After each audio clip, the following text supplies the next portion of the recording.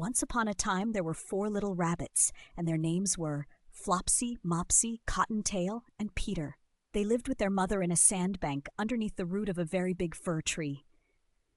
"Now, my dears," said old Mrs. Rabbit one morning, "you may go into the fields or down the lane, but don't go into Mr. McGregor's garden. Your father had an accident there. He was put in a pie by Mrs. McGregor. Now run along, and don't get into mischief. I am going out." Then old Mrs. Rabbit took a basket and her umbrella and went through the wood to the baker's. She bought a loaf of brown bread and 5 currant buns. Flopsy, Mopsy, and Cottontail, who were good little bunnies, went down the lane to gather blackberries. But Peter, who was very naughty, ran straight away to Mr. McGregor's garden and squeezed under the gate. First he ate some lettuces and some French beans, and then he ate some radishes. And then, feeling rather sick, he went to look for some parsley.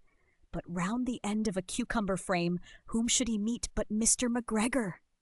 Mr. McGregor was on his hands and knees planting out young cabbages, but he jumped up and ran after Peter, waving a rake and calling out, "Stop, thief!" Peter was most dreadfully frightened. He rushed all over the garden, for he had forgotten the way back to the gate. He lost one of his shoes among the cabbages, and the other shoe amongst the potatoes. After losing them, he ran on 4 legs and went faster, so that I think he might have got away altogether if he had not unfortunately run into a gooseberry net and got caught by the large buttons on his jacket. It was a new jacket, a blue one with brass buttons, quite new. Peter gave himself up for lost and shed big tears, but his sobs were overheard by some friendly sparrows who flew to him in great excitement and implored him to exert himself. Mr. McGregor came up with a sieve, which he intended to pop upon the top of Peter, but Peter wriggled out just in time, leaving his jacket behind him, and rushed into the tool shed and jumped into a can. It would have been a beautiful thing to hide in if it had not had so much water in it. Mr. McGregor was quite sure that Peter was somewhere in the tool shed, perhaps hidden underneath a flower pot.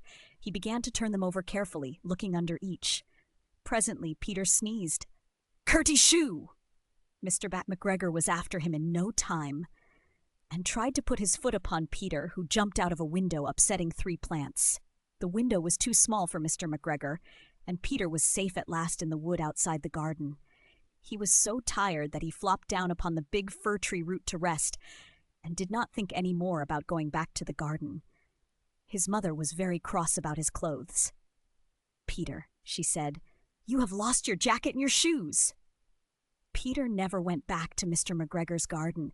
He was a good little bunny after that and always listened to his mother.